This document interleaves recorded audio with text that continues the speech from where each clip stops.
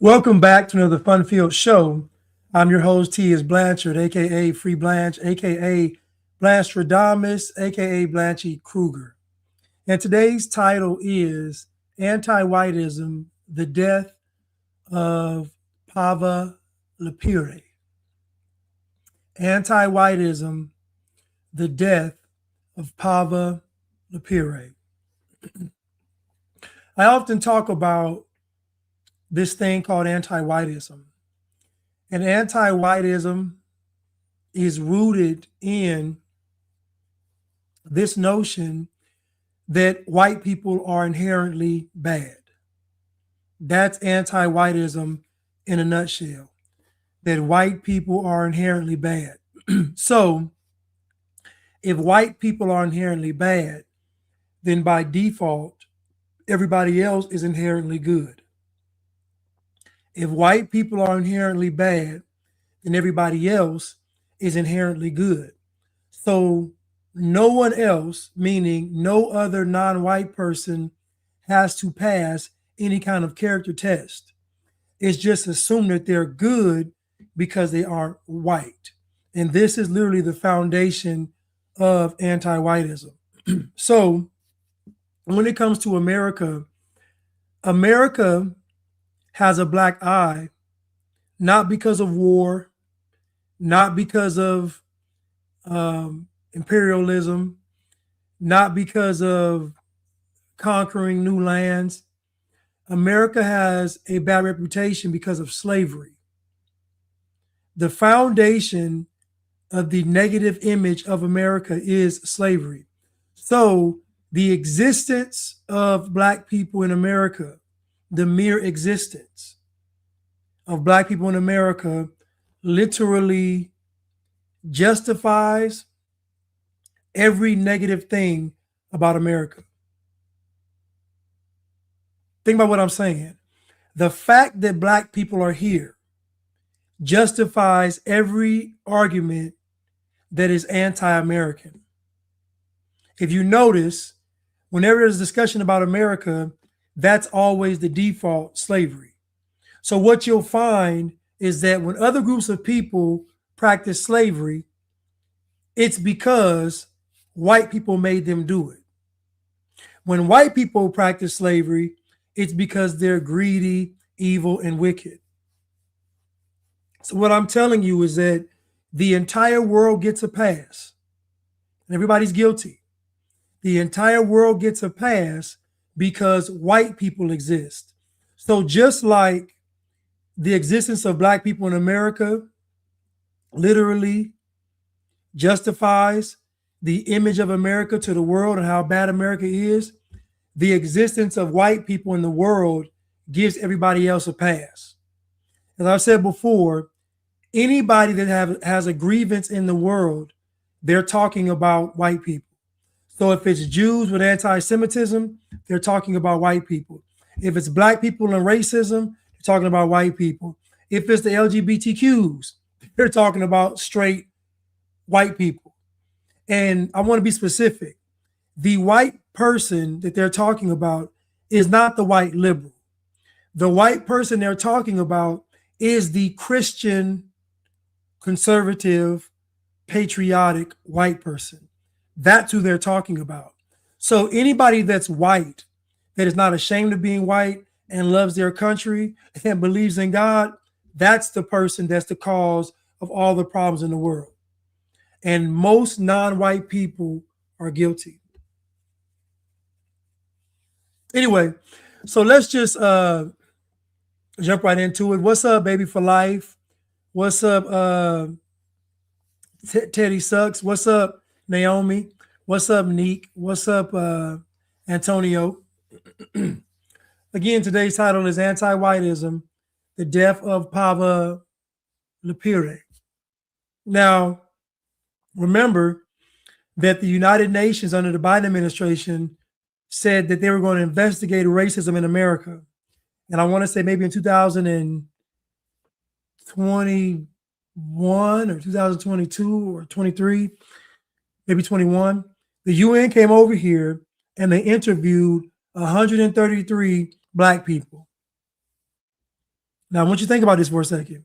The UN came over here to investigate racism. They didn't actually go investigate anything. They met with 133 black people and they took what the black people said as law. So imagine the fate of the world, the fate of the free world, or the fate of America in the hands of 133 black people. Nobody feels safe. Nobody will feel secure. Anyway,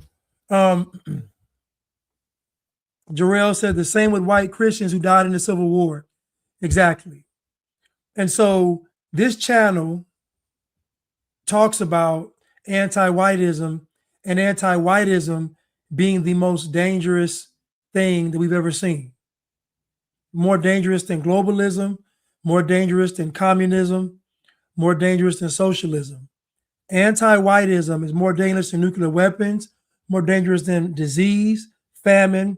The anti-white agenda is literally the anti-God agenda because they're only using their hatred for white people to really mask their hatred for God, which is why the white folks that they hate believe in God. Anyway, let's continue. Yeah, I thought about that, Miss Goldie. But let's continue. Again, today's title is Anti-Whitism, the Death of Pava LaPere.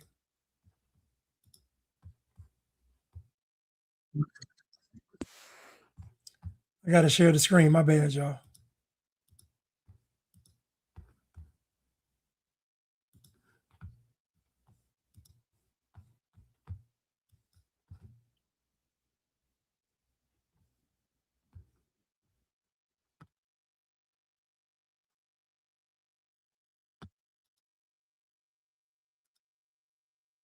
In the autumn of 2023, news of a horrific murder rocked the city of Baltimore.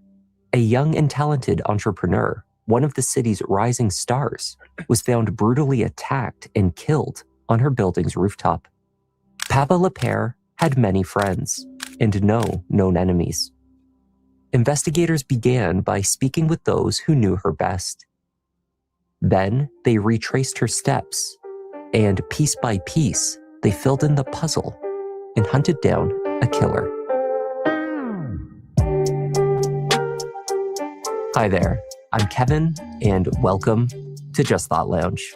Today's case is about a victim who sought meaning and positive change in every aspect of her life, and then had it taken from her in the most senseless way imaginable. Let's take a look.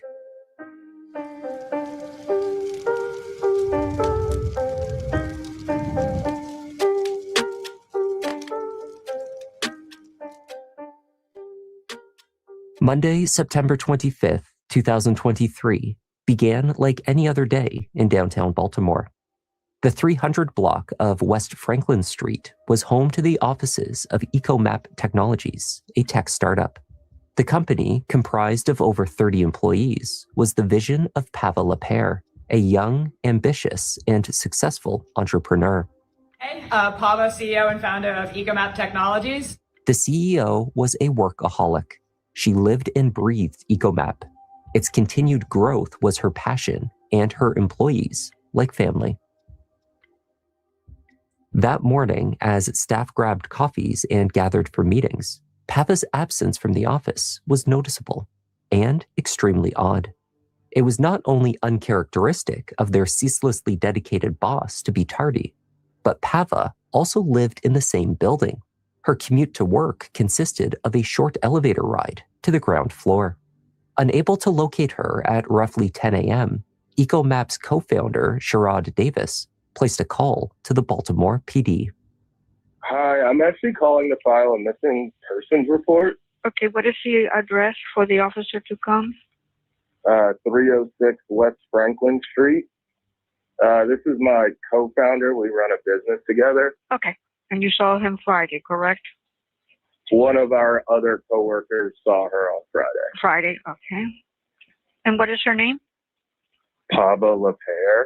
What is it? It's Pava LaPere, P-A-V-A. Her middle name is Marie, and her last name is LaPere, LAPERE.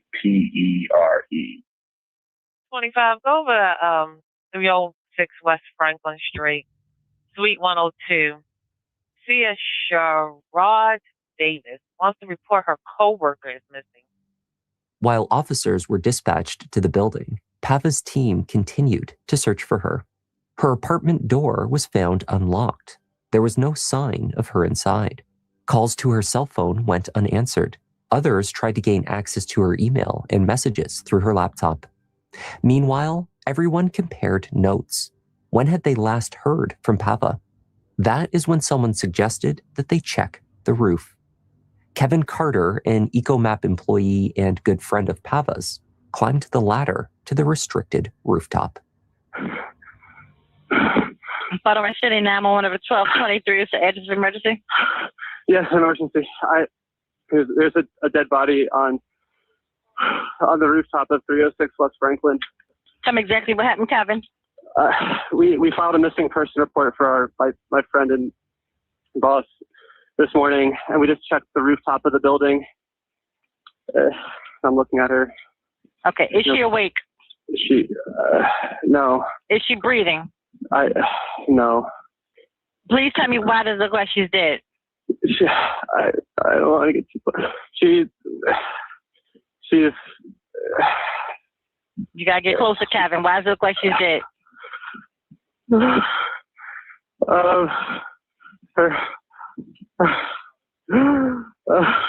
Come on, Kevin, you got this. Her face is. She looks like she's been dead for a couple of days, and she's partly naked. I think she was killed. I'm sending you help, Kevin. Thank you. All right. Thank you. Are you okay? I'm okay. All right. Is there anything else we can do for you or your family? Just send people right away. Pava was found lying on her back. Injuries were visible to her head and neck, as well as other areas of her body. She wore socks, underwear, and a black and white sweater, open to the front. Another friend and employee had draped a jacket across her exposed chest before officers arrived, a gesture to maintain the dignity of a woman who was both adored and respected. Near to Pava were a pair of red pants, 2 buttons, and a hair clip. Investigators identified a brick stained with what was potentially blood. They also located 3 teeth.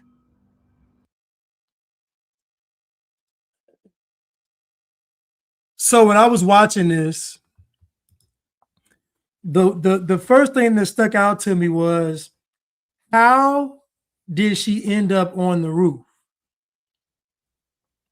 The first thing that stuck out to me was, how did this young lady end up on the roof? This is the question I asked. And so that question in my head is answered later, but the question I asked in my head reveals a lot more later of what this potentially was all about,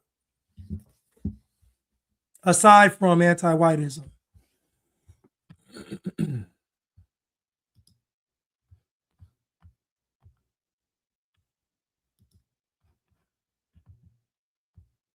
Two red sneakers were found nearby. The shoes, like the red trousers, were thought to be Pava's. Forensic teams descended on the scene to collect the various items and take swabs for DNA testing. When the medical examiner arrived, it was made official. Pava LaPere had passed on. She died from strangulation and blunt force trauma to the head. The medical examiner also concluded that she had likely been on the rooftop for at least 2 days.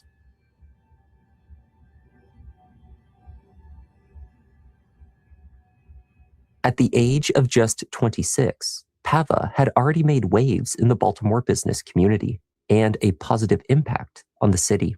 Raised in Texas and later Arizona, Pava relocated to Maryland following her acceptance to her dream school, Johns Hopkins University. Her original intention was to become a doctor, though these ambitions quickly changed when she came to realize that her best— Look, she wanted to become a doctor. Look at her, look at all her classmates. She wanted to become a doctor, Look at all of her classmates. Oh, that's funny. Chance of making a positive impact on the world at scale was to work in business. There, she could influence the big picture through the many ecosystems in which she interacted. Pava began her entrepreneurship journey by founding TCO Labs at Johns Hopkins, a student-run nonprofit that supported undergraduates who wanted to start their own businesses. Her work compounded from there. She aimed to help a wide range of ventures, from smaller local businesses to medical students with life-changing inventions and every well-intentioned endeavor in between. For as long as I can remember, I have wanted to be a doctor. Like many people, I figured that this was a way for me to make a real and meaningful difference in this world. So for as long as I can remember, I did all of the typical pre-med things in high school. I was the president of the medical club, I was in National Honor Society, and I got into the Johns Hopkins University, the place that you go to become a pre-med. You see, I had my life entirely mapped out. You know, there are millions of people suffering every day from preventable, or rather, should be preventable problems.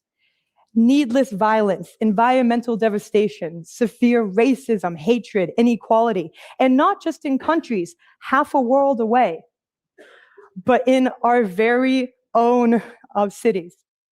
Pava's 2019 TED Talk was tragically and prophetically entitled, "Forget About Your Life Plan."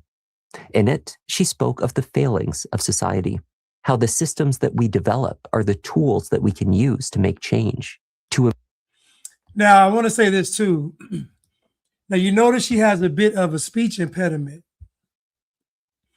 What you'll find is a lot of people on the what you call the left or the liberal woke side, they experience a lot of being ostracized socially due to something that's wrong with them. And she has a bit of a speech impediment, so I know that was a problem for her growing up. So I can just see that she'd want to be helpful to those that she felt was disenfranchised, and she would gravitate to those that she felt were disenfranchised. So in other words, she would not want to be around regular God-fearing white people. She'd want to be around those that she felt were being oppressed by the God-fearing, conservative, and patriotic white people.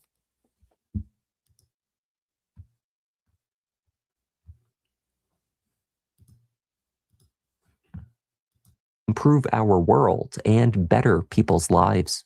After starting a few different projects, some more successful than others, the core concept of improving systems to better society led her to the founding of EcoMap. As her company developed, she brought on her co-founder, Sherrod Davis. By the time of her death, the two had worked together on their shared vision for over 2 years. Hi, I'm Sherrod. I'm the co-founder and COO at EcoMap. Hi, I'm Pava. I'm the co-founder and CEO at EcoMap. At EcoMap, we're on a mission to make information more accessible. The problem that we're solving at EcoMap is making all of this invisible information visible.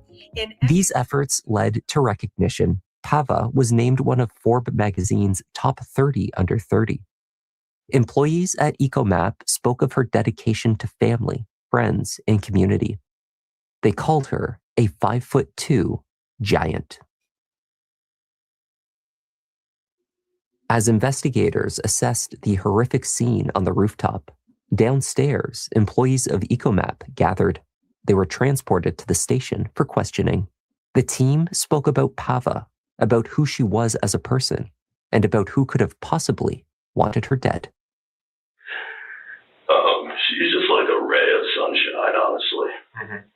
She is very authentic. She says what she means, and she means what she says.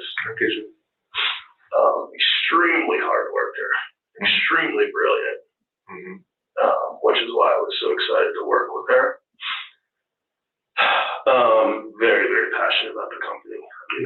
was her life. We're her family. She moved here from Arizona, went to Hopkins, and she did a couple different startup things. Ultimately landed on the EcoMap. But, you know, her family is not here. So we were really like her family. Very much a workaholic, but like truly loved it. Like building something from scratch, building a team, building a product. How many of y'all work for Eco? I think 32 now. It's 32 employees, and she's the boss. Okay. Does she have a boyfriend or anything like that? Yeah, she started dating someone a few months ago.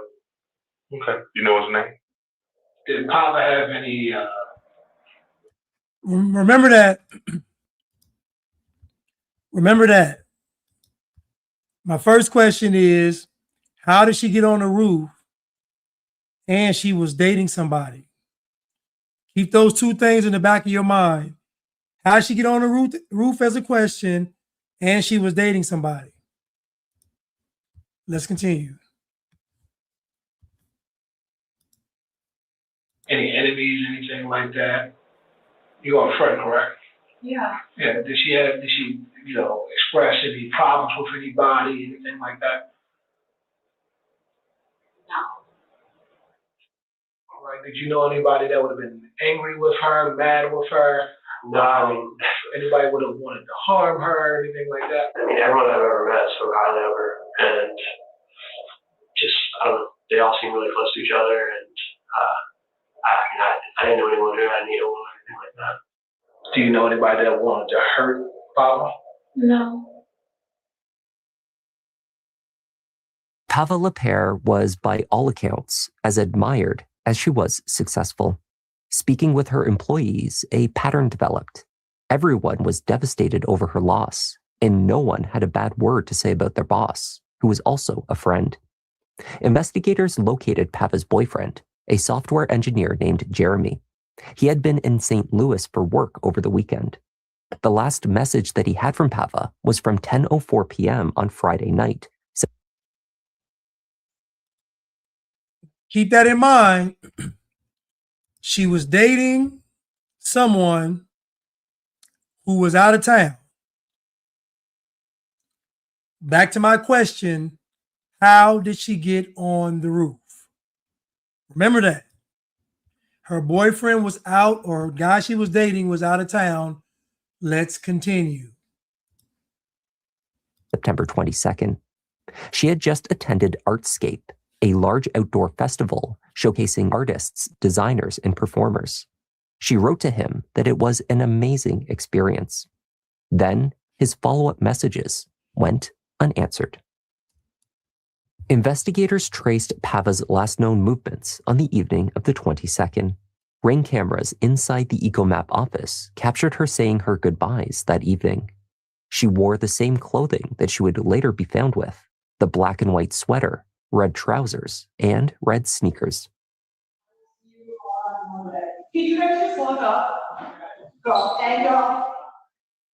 Monday morning, when Pava failed to show for her scheduled meetings, it became clear that no one had connected with her since leaving Artscape on Friday night.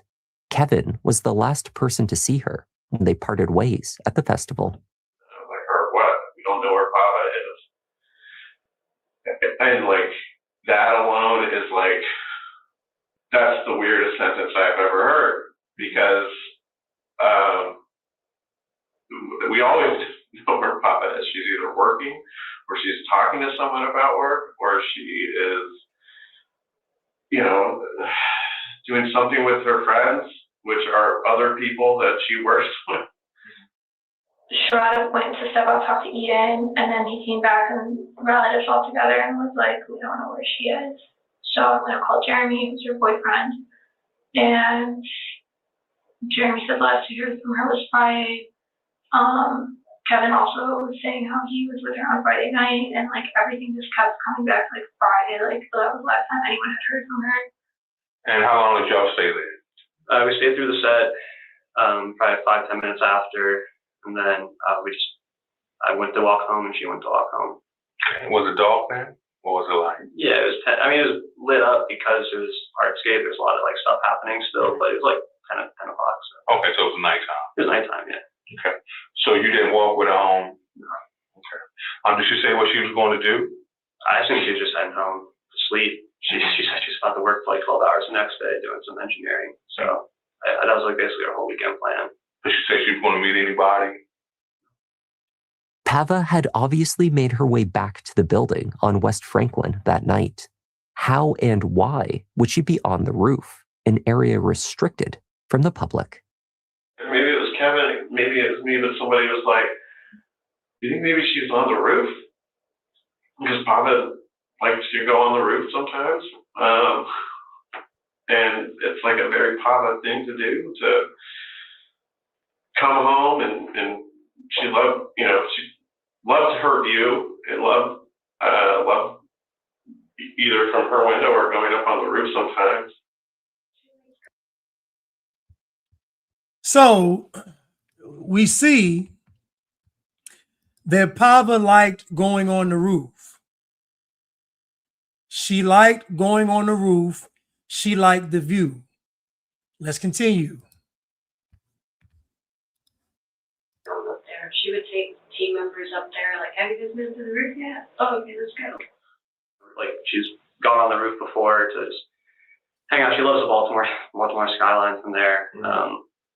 So we thought maybe like, post Artscape, maybe she wanted to see what like Artscape looked like from the roof.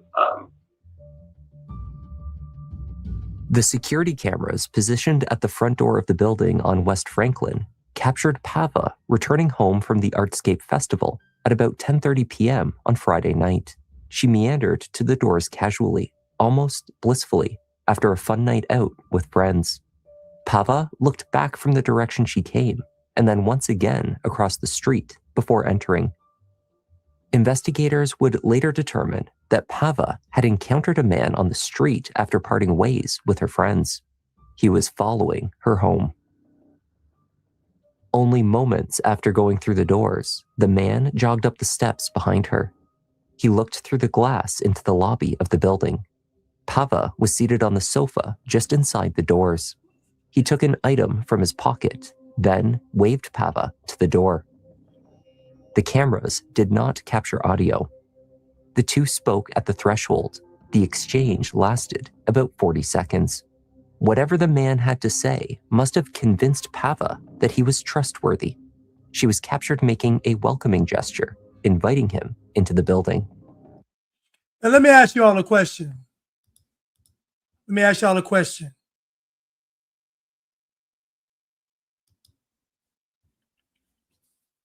Well, she was raised in Texas, then she moved to Arizona, then moved to, I don't know if it's a Maine accent, but I think she has a speech impediment. So what could this man tell her in 40 seconds for her to get her to invite him inside her building? What could this man have said in 40 seconds to get this woman to let him in the building? 40 seconds.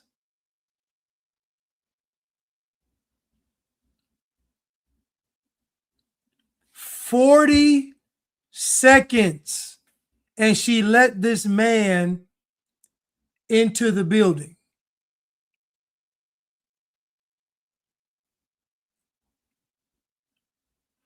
Jarrell said he called her racist.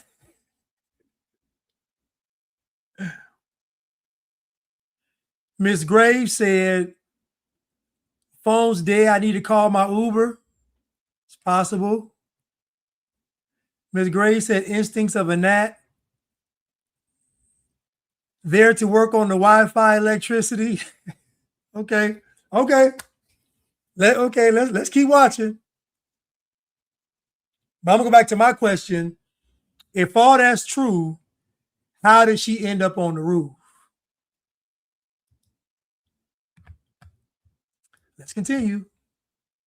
From there, the two went to the roof. The camera's timestamp at the moment the man entered the building was 10:34 p.m. At 11:09, about a half an hour later, the front door security camera would capture the man one more time. He was leaving the building, still carrying the same backpack, though no longer wearing the gray sweatshirt that he had worn earlier. So, this man got in the building within 40 seconds and he killed this woman in 35 minutes. He was able to interact with this woman, get on the roof, kill her, and be done in 35 minutes. 35 minutes. Let's continue.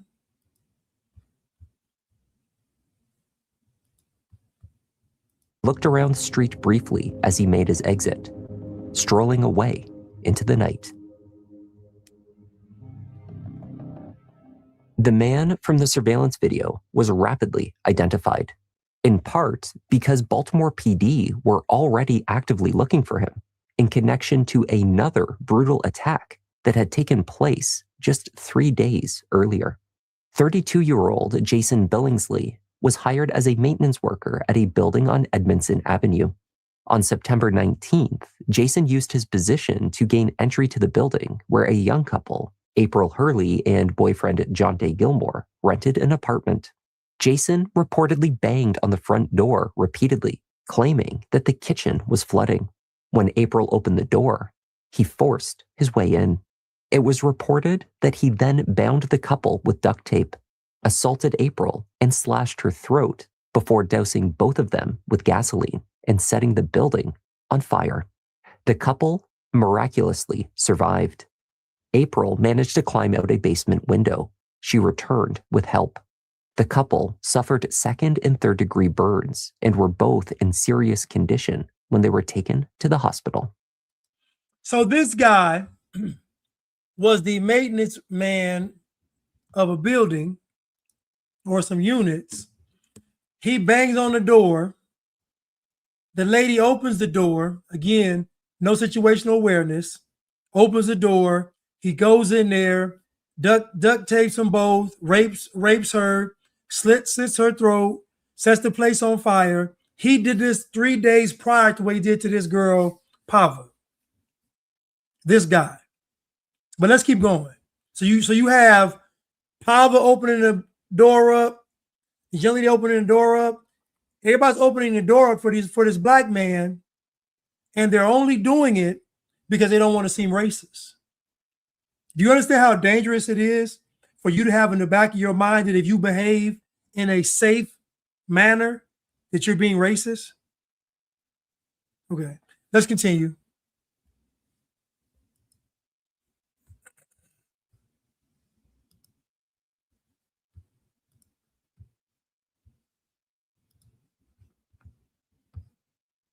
Linking Jason Billingsley to the crime were items that he had left behind: a knife, handcuffs, duct tape, and a hoodie. He was also known to the couple. By the time he was captured on camera with Pava on the night she died, police were already searching for Jason on an active warrant, though some would later suggest they were not looking nearly hard enough. The manhunt became public only after Jason was also identified as the main suspect in Pava LaPere's murder. The police commissioner claimed that broadcasting their search made locating him more challenging because now he knew they were coming after him. Nonetheless, after Jason was placed in the building with Pava that night, the public had to be made aware. This individual will kill and he will rape. He will do anything he can to cause harm. So please be aware of your surroundings. Every single police officer in Baltimore City, the state of Maryland, as well as the U.S. Marshals are looking for you. We will find you. Jason Billingsley was tracked by the Baltimore PD and traced to a train station in Bowie, Maryland. He had been on his way to his sister's home. A U.S. Marshals task force made the arrest on September 27th, 2 days after Pava was found. He was taken into custody without incident. Jason was read his Miranda rights. He acknowledged these rights, initialed each one, then waived them. You went in there fully clothed, and you came out there partially clothed, right? And we found a white female dead up on the roof, and you're being charged with that murder. Now imagine being on, and you're right, Code Talk. Now imagine the police looking for you for attempted murder, attempted double homicide, but they're not really looking for you because you're black.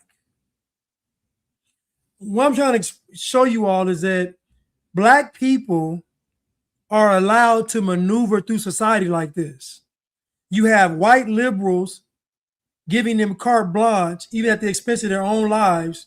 You have law enforcement not wanting to be very proactive is to not seem racist. You have all of these agencies capitulating to black people. And this is the results. This guy had tried to kill a couple and set the apartment on fire. And he was walking around with no mask on. You saw him go up to Pava's building. He had no mask on. Matter of fact, he was at a public event. Artscape. He's on the street. It's lit up. People everywhere. He had no fear. He had just tried to murder two people and set them on fire 2 days prior, and he's walking around the streets of Baltimore like it's nothing. This is the protection black people get. Paul Mooney said that white people had the complexion for the protection. I disagree, Paul Mooney. The people who have protection is black people. When a white person shows up, they're automatically seen as bad and racist and all these evil things. They have to either bow down and sell their soul or disagree with the culture and get called racist. So this guy's walking around the city doing whatever he wants to do. Easy to spot. He's big, he's tall, visible tattoos. Like, this guy's easy to find. Doesn't have a car. He's walking everywhere, taking the transit. So this guy's easy to find, but the police couldn't find him. Then the police say, well, we didn't want him to know we were looking for him. Oh, you didn't? And Code Talk said, I'm reading like what Code Talk said. Code Talk said, that is the dumbest thing I've ever heard, by the way. Why would the police not want him to know they're looking for him, giving him the opportunity to murder someone else? Exactly.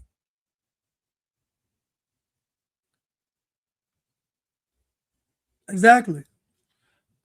Let's continue.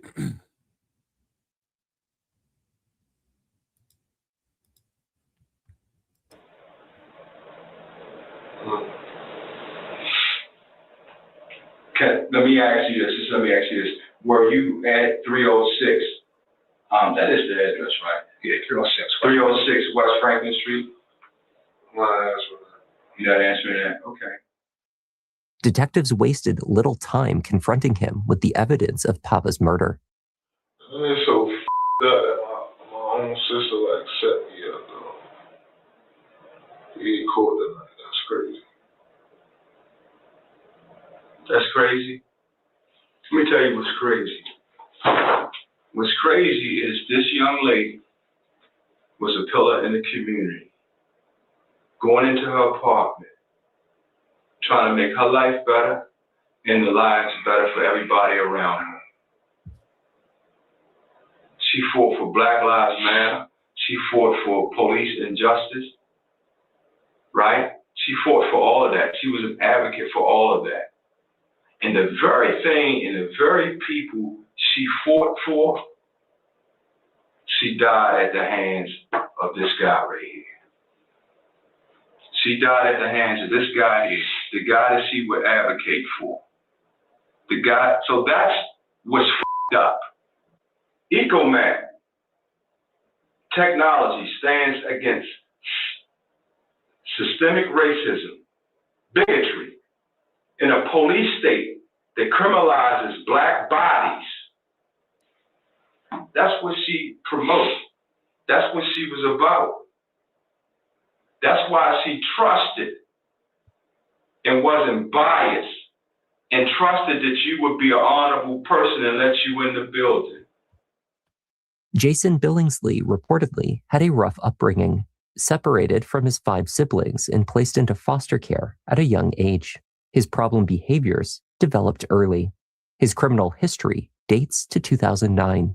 Over just a few years, he had accumulated a laundry list of convictions, from assault to robbery. In 2015, he was sentenced to 14 years in prison following a brutal sexual assault on a young woman he knew personally.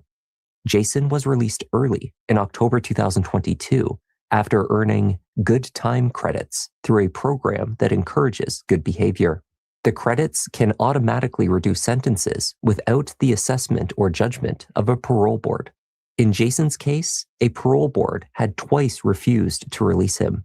He remained a danger to society. I want you to think about this guy, and we talk about black privilege. This guy was in prison for rape. He only did 7 years. He got out early for good behavior. The parole board denied him.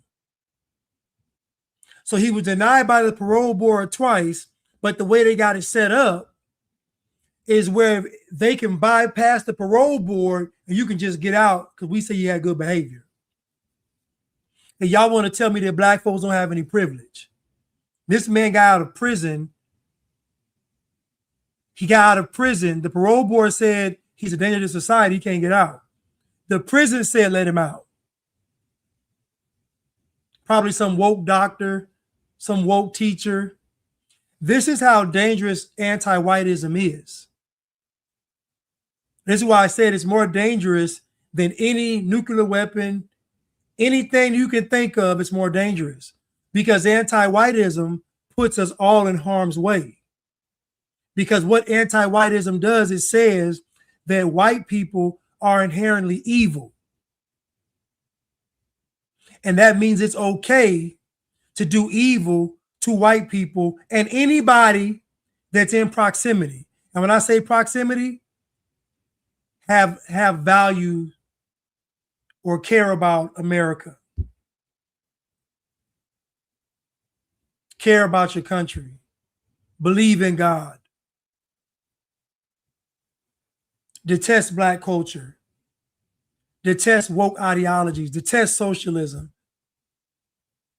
This guy got out of prison, got back on the streets, and did the same things, except worse.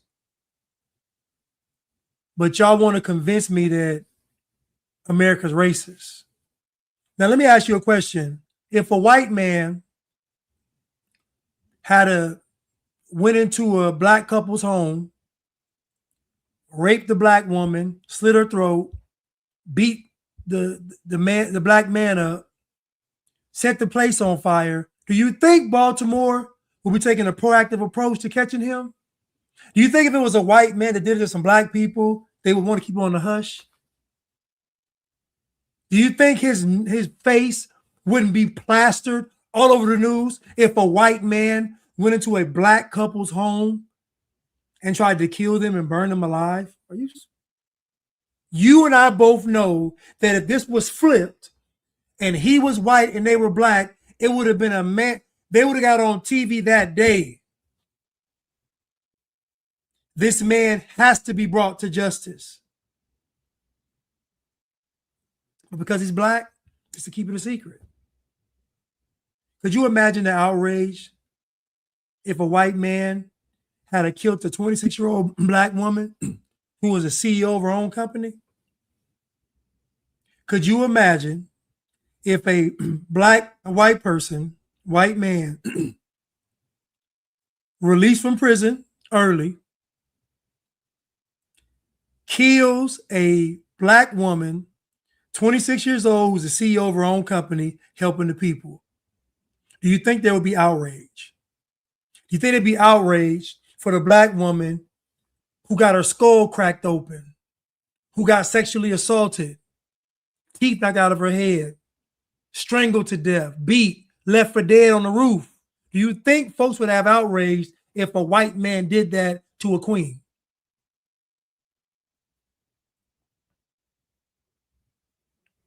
Maestro Mark said they will be saying it was white supremacy. Exactly. You all keep trying to convince me that America's racist, but every time I look into these stories, it's literally the opposite. Black people literally getting away with murder.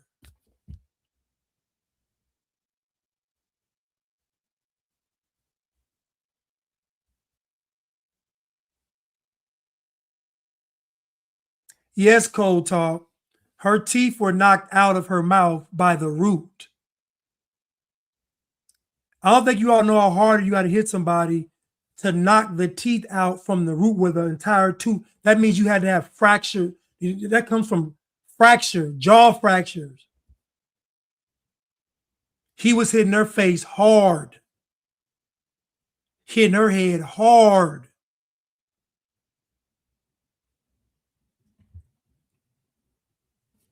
Let's continue. But we can agree that if a white man had done all of this, it would be national news. The only reason it wasn't because he was black, because they want to protect the image of black people. Let's continue.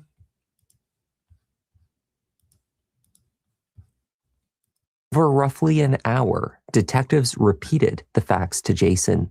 They knew he had followed Pava, that she had let him into the building, and that the two had gone to the roof. They also knew that only one of them came back down. And guess what? We only saw one person come down off that roof. And guess who it was? This guy. And when he came down, this is how he was dressed. But when he went in, he had on a hoodie, backpack, and everything. The question that got Jason talking was these detectives suck. These detectives suck. Simple one. What had he said to Pava from the doorway that caused her to let him into the building? You see this guy's pants down? You see his butt showing? Look at this. You see his butt showing? What could this man have told this woman? He got his butt hanging out. Corey said he was maintenance, but he got his butt hanging out. What kind of professional? He got his butt hanging out, and in 40 seconds, she let him into the building. All right, Maestro Mark. Todd Perks said he got swag, Blanche. Maybe that's it. Him into the building. It was this interaction that led to her death. I wanted to talk to you for a minute. Say, why you want to talk to me? That's what I said. And what did she say? She opened the door. So you said, I wanted to talk to you for a minute. But what made you first think that you wanted to talk to her? Where did you see her at first? Walking up the street. Did you say anything to her at that point? No, she had stopped and said something to me. She was jumping a little bit. Okay. Now you heard what he said. You heard what he said. He said, I want to talk to you for a minute. He said when she was on the street and she was tipsy, she was talking to him. She said something to him. Butt hanging out, pants sagging and all. She said something to him. Now keep in mind, her boyfriend's out of town.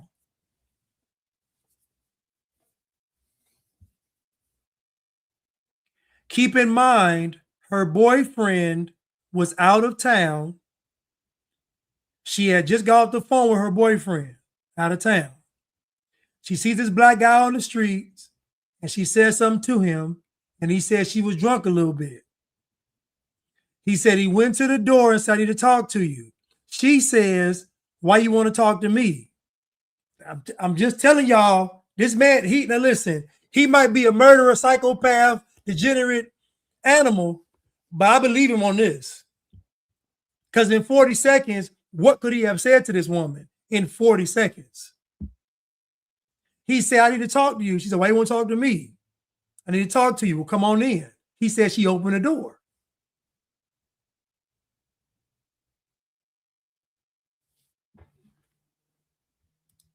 Let's continue.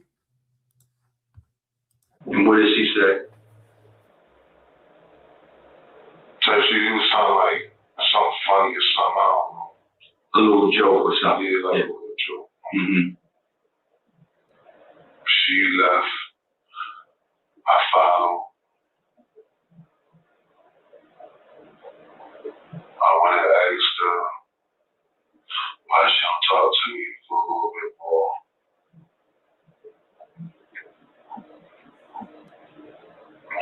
Yeah, she opened the door.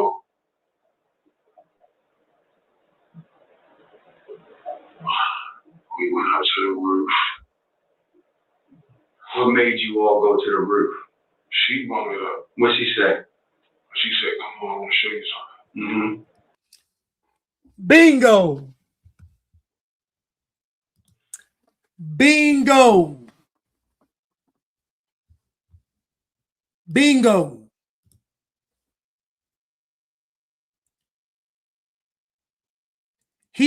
The detective asked, how did y'all end up on the roof? She said, I want to show you something. Now, we already had this confirmed by her employees. They all said that she want to take folks on the roof. She like going on the roof. Now, keep in mind, she doesn't know this guy from Adam. She just met this guy 40 seconds prior. We can even say a minute prior because she talked to him on the street. Let's just say it was 2 minutes prior. Let's say she knew this guy for 2 minutes and she's already taking him on the roof.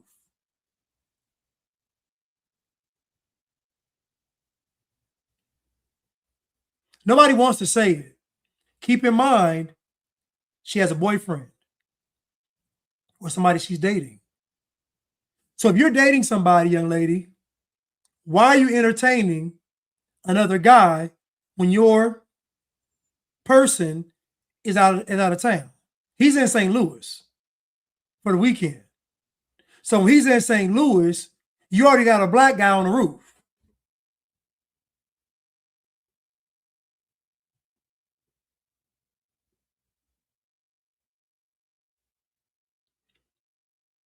Pi said she probably wanted to go up there to show him the skyline. I put money on it. This guy was trying to hit on her. There never should have been a door opened. There never should have been anything on the roof. There never should even been a talk to. You see how the devil works? The devil went from the talking on the street, the talking at the door, you get on the roof, and you're dead. Third time's a charm. All because you hate white people. All because you hate white people. So all white people are bad, which means all black people are good.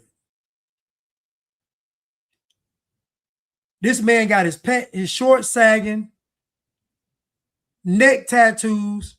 He's giving you every reason to not deal with him. But he got a conversation on the street, at the door, and on the roof.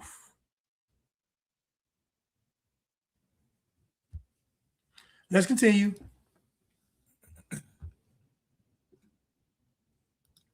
Up on the roof. Okay. And how did you get up to the roof? The ladder. Okay. And once you got up on the roof, what happened? She was talking for a little bit. Mm-hmm. What was she talking about? Mm-hmm. What were you talking about? Nothing. Okay. Just. And then what happened? Just blacked out. Jason's claims to have blacked out during the attack itself were immediately shut down. He remembered encountering Pava on the street, following her home, speaking with her, and later leaving the rooftop. There was every reason to believe that he knew what he was doing when he killed her. He could not offer an explanation for his actions. Jason claimed to have had no intentions nor motivation. He said only that as he went to the roof, he was battling his own violent thoughts. Ultimately, he gave in to them. I don't know what we got on the roof. I don't know, it was like something in my head, like just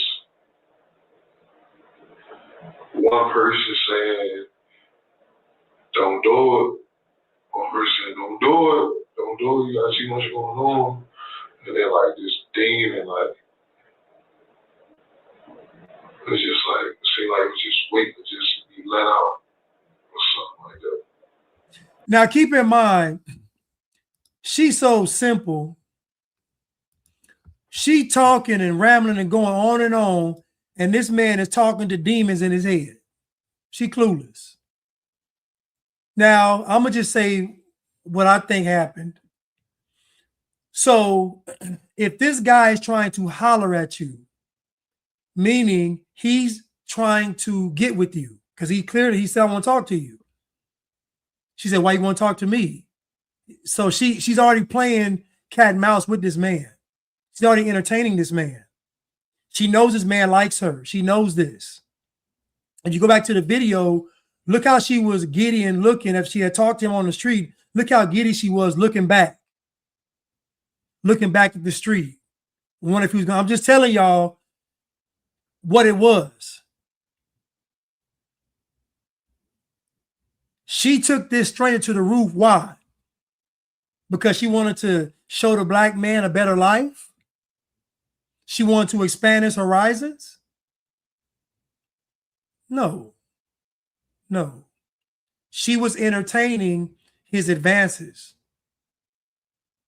Now, I'm not saying she was going to sleep with the man, but I am saying that everything she did lined up with a one-night stand.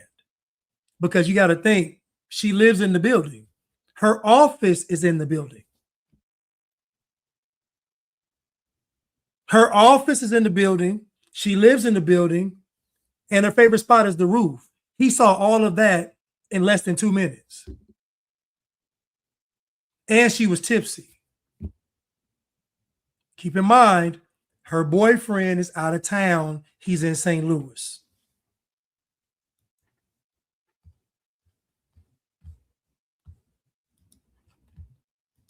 But when you were her, what was your intentions?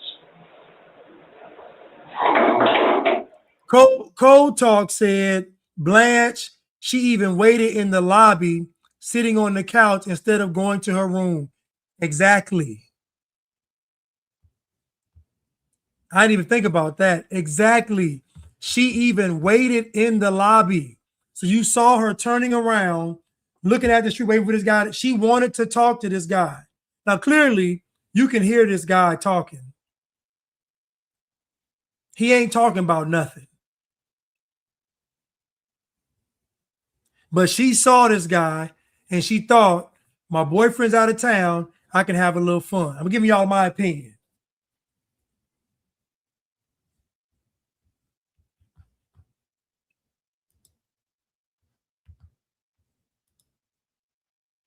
I don't know. I don't know.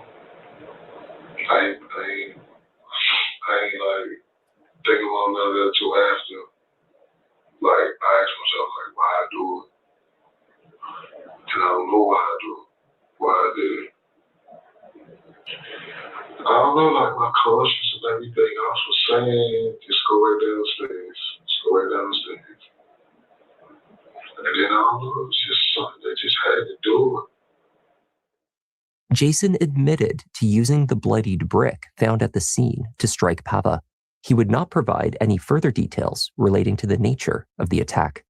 When the conversation turned to his previous attack, the horrific attempted murder, assault, and arson on April and Jonte, Jason admitted nothing.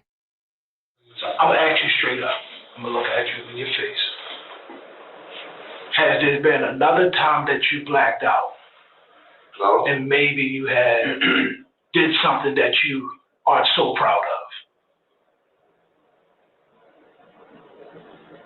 I mean, all in my life. I'm talking about within the last couple weeks. No. Okay. Hey, Jay. These detectives suck. They're horrible. The fact that I'm sitting here in front of you guys today is honestly a miracle.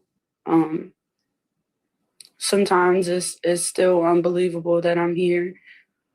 Jason Billingsley literally tried to take my life. He tried to take my life, and this could have been prevented. Jason initially pleaded not guilty to the many charges against him.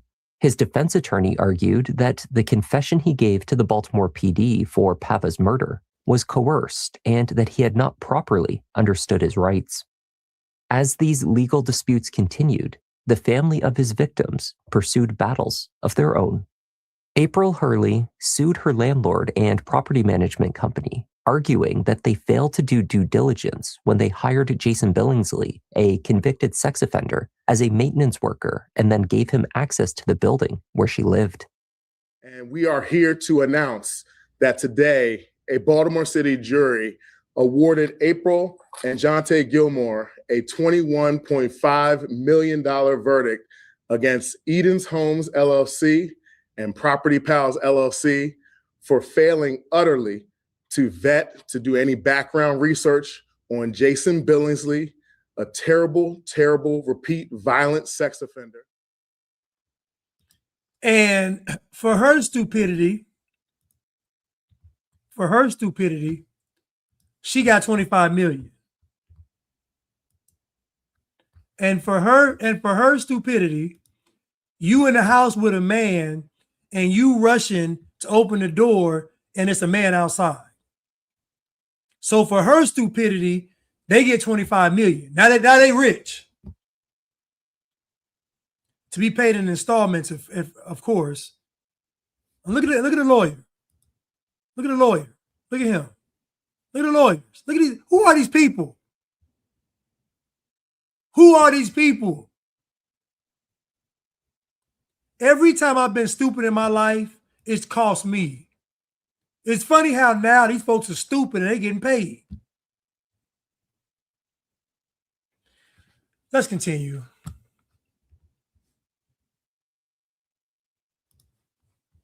See, for failing utterly to vet, to do any background research on Jason Billingsley, a terrible, terrible, repeat violent sex offender.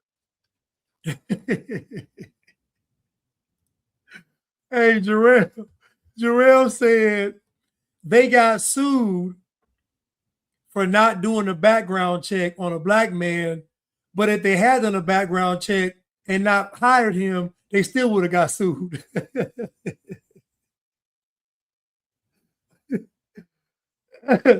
They were going to get sued anyway.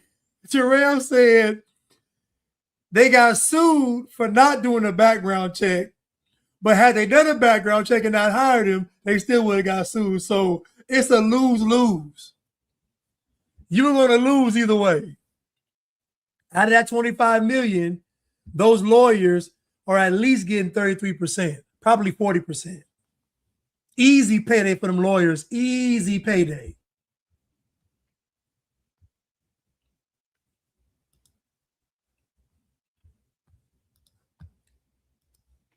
Pava's parents, Frank and Caroline LaPere, also spoke publicly about the tragic and preventable nature of Jason Billingsley's crimes.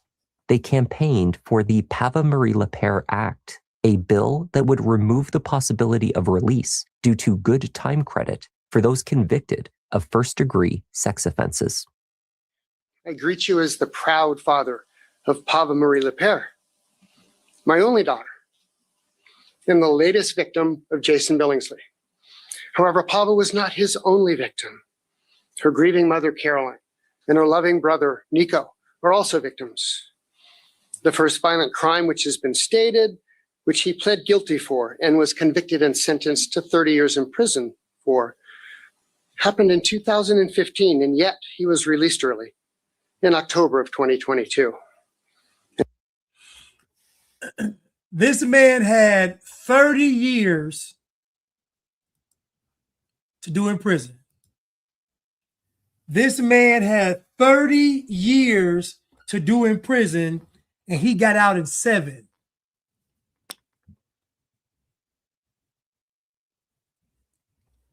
Let me ask you all a question. Would Derek Chauvin be up for early release? Does Derek Chauvin get out for good behavior? I imagine he's behaving well in prison. This guy was supposed to do 30 years and he did 7. That's insane. But y'all want to convince me that America's racist. You tell me the black man has it the worst. This black man, who's a serial rapist and murderer, was supposed to do 30 years and he did 7. The parole board denied him twice. So who approved him to be released? The woke doctors, the woke prison staff, some advocacy groups, some woke liberal retards.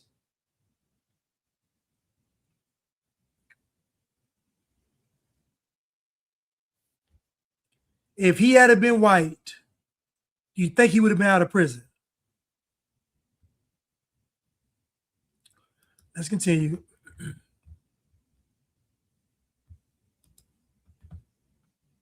And Governor Moore has stated emphatically on multiple occasions that the system failed Pava. It's time to change that system. Of course, I struggle here because I've never had a more profound loss. It's hard to talk, focus, get up every day. But I have an important mission. I'm here for 2 reasons. Preserve the legacy of Pava LaPere, and please, all of us, we need to prevent the violence in our society through whatever means available.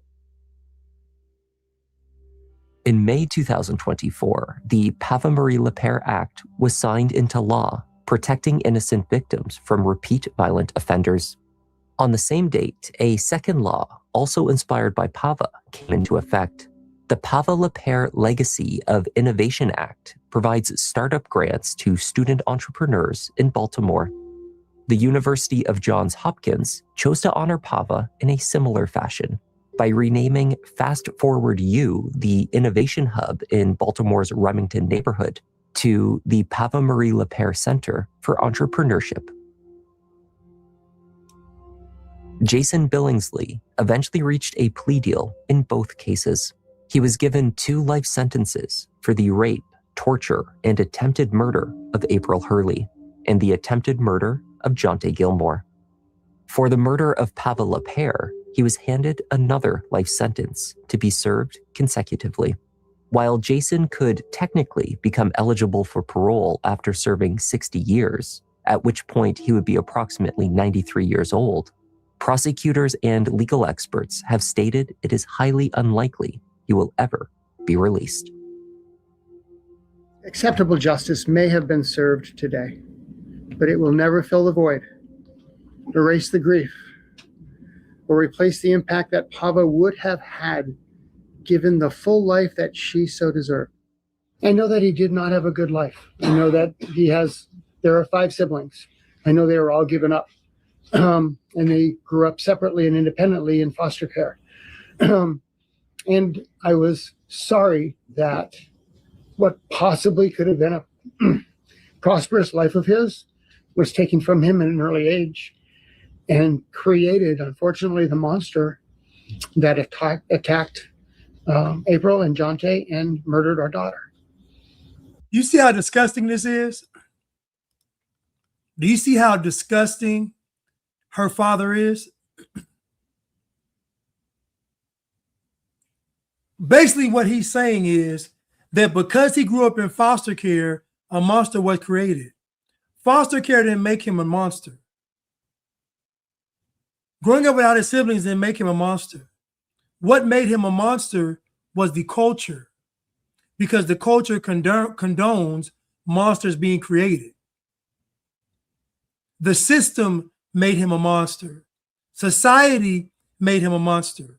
Liberals made him a monster. The media made him a monster. This man just raped and killed your daughter brutally, and you're talking about his upbringing and how you feel sorry for him? You feel sorry for this guy? And this is what I mean by white liberals. You're going to get what you deserve, because what you all are doing isn't godly. It's not good. Your daughter is dead because she hates white people. Your daughter is dead because you hate white people. You don't hate all white people. You just hate white people with some sense. Cold Talk said if Pava had pictures with Trump, would they have named a building after her? The answer is no. Isn't it funny how a picture with Trump changed the entire narrative of this whole thing? If she has a picture with Trump, she deserved what happened to her. If she supports BLM, it's the greatest tragedy in human history. Her father is on here sympathizing with the guy. And the only reason he's sympathizing with him is because the bar is that low for black people. These people are convinced that black people are so barbaric and so savage and so remedial that if they experience any kind of hardship in life, they turn into murderers and rapists and career criminals. This man just said because he grew up in foster care, that's what made him a monster. No, sir. That's not what made him a monster. What made him a monster was you. You made him a monster because you were supposed to say, I don't want him back on the streets ever. You were supposed to say he has a neck tattoo and he's sagging his pants. He's about to commit a crime. That's what you're supposed to say. You're supposed to say, I'm on the phone with 911. Get out of here. Better yet, yes, I have a black male here, 6'4", about 260, neck tattoo, sagging pants. I believe he has a gun. Come quickly. But instead, you go after Trump and Republicans and conservatives instead of the real criminals. It's hard for me to feel sorry because that young lady, Pava, was being fast. Yeah, she was woke. Yeah, she was liberal. Yeah, she was keeping this nonsense going, but she was also being fast because her boyfriend was out of town. And you and I know, had her boyfriend had been there, he would have went to the Artscape with her. And they both would have went back to her place.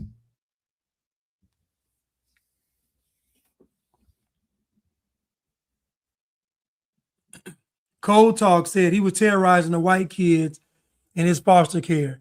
I don't think there's very many white kids in the Baltimore foster care, but I imagine if there were white kids in foster care, they most assuredly got tortured.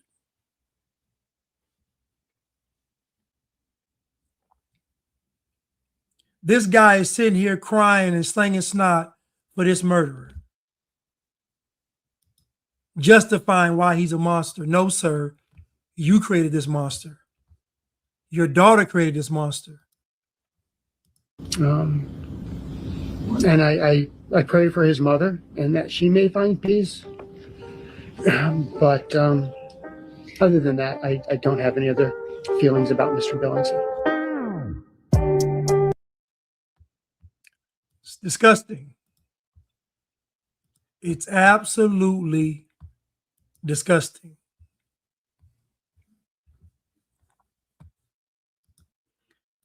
Thank you, Cruise Missile, for the super sticker. Thank you so much. I really appreciate it. And thank you, Anthony Labrachiak. So what did we learn today, boys and girls? We learned that anti-whiteism is going to get you killed. America is too radicalized. I'm sorry. Black people are too radicalized, and they've been given too much leeway. Now, hopefully this is supposed to change under the Trump administration, but I'm still seeing this crazy stuff on the news, on YouTube, social media. Like, it's still going on because the court systems are all, think about it, these people in the inner cities. It's all liberal.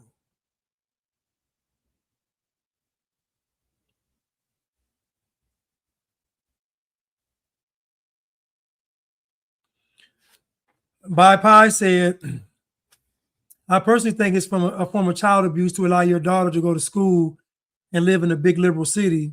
I know she was an adult, but I would do everything to prevent it. I agree. I see the problem is that these fathers don't have any nuts. That's the problem.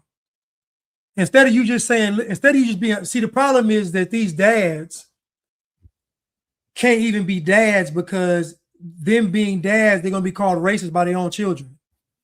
But I say, so be it. So what? Can you imagine if I have children and my children go out into this world and come back home to me? What are they going to think about me? What is society going to tell my children about me?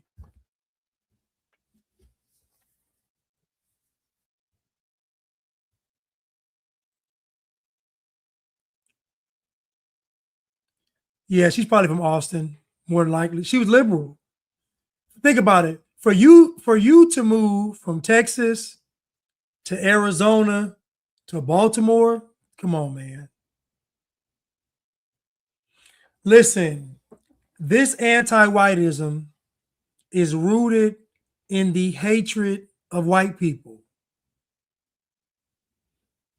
That's all it boils down to, is that not just other races hating white people, but even white people hating themselves because they believe they've done something wrong by their existence. White people are inherently bad, so that must mean that black people are inherently good. And it's not true. No one's good or bad based on their appearance. All have sinned and fallen short of the glory of the Lord. But you're playing a dangerous game when you start making concessions because you don't want to appear to be racist. There is no such thing as racism. You've never met a person that said, I dislike somebody simply because they look a certain way. Whenever you ask someone why they don't like another race, they have a laundry list of reasons. That's not racism. You can call it pattern recognition. You can call it cultural differences. You can call it even prejudice or prejudging, but it's not racist. There's no such thing as racism. There is no such thing as racism. You can't prove it. No such thing. This young lady, Pava LaPere, is dead. She's dead.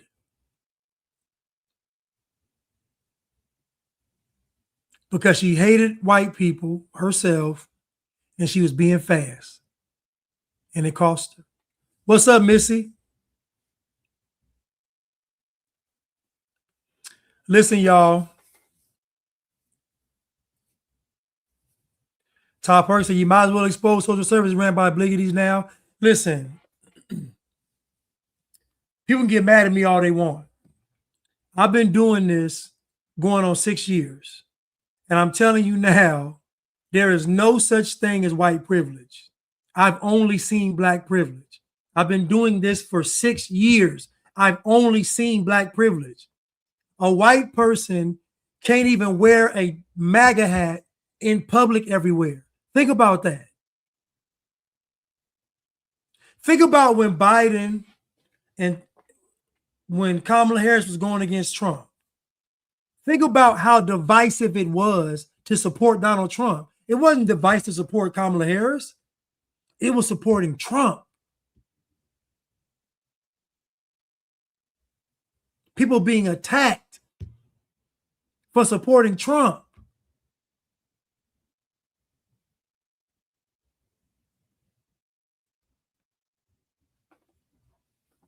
This young lady is dead.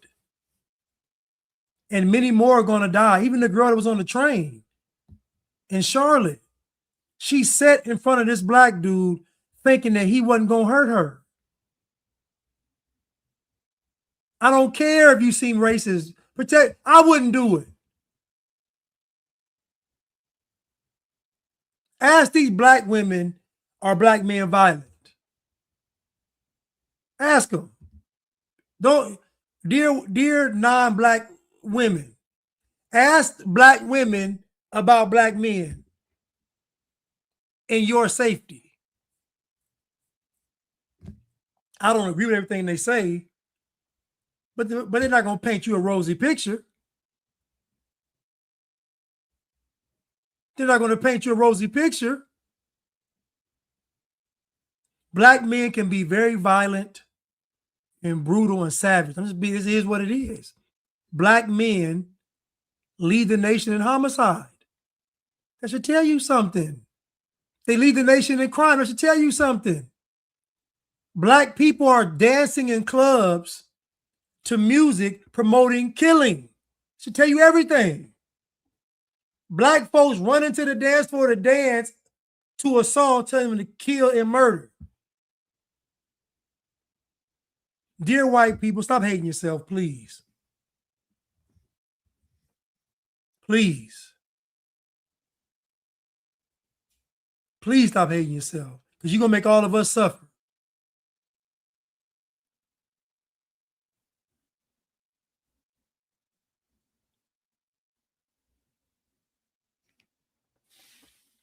That man literally blamed the foster system, and because he was separated from his siblings, as to why he became a monster.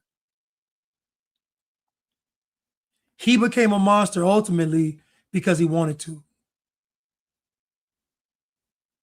And I'm tired of y'all doing this. Setting the bar so low for black folks, like black folks ain't got no agency. Anytime the boat gets rocky, they got to crash out. Anytime life gets hard, black folks got to crash out. It's a bad narrative.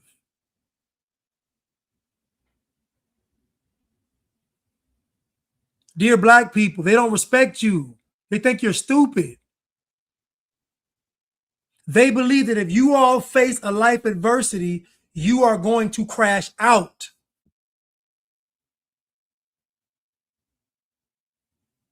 They don't respect you. Thank you, Anthony LeBracchiac, for the super sticker. Thank you so much. Not some white people have white guilt. A lot of white people have white guilt. Even conservatives. Even conservatives talking about, yeah, we know America has this problem, America race. No. America is not racist. Slavery wasn't bad. You know why slavery wasn't bad? Because everybody else did it.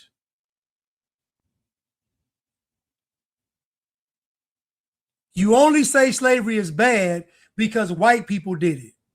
If I remove race from slavery, you're not going to say it's bad because everybody did it. You see what I mean? You got to attack the premise. Forget the outcome, attack the premise. The premise is that slavery was bad because white people participated. That's the premise of slavery being bad. When in fact, Everybody practiced slavery for much longer, and they're still doing it today, and they're not white. So clearly, slavery can't be bad because they're practicing slavery today. Nobody's saying a word about it. So you see, the premise is false. It's a false premise. I go after the premise.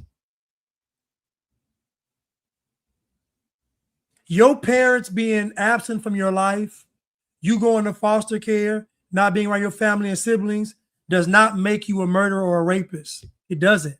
Or a criminal. That's a choice.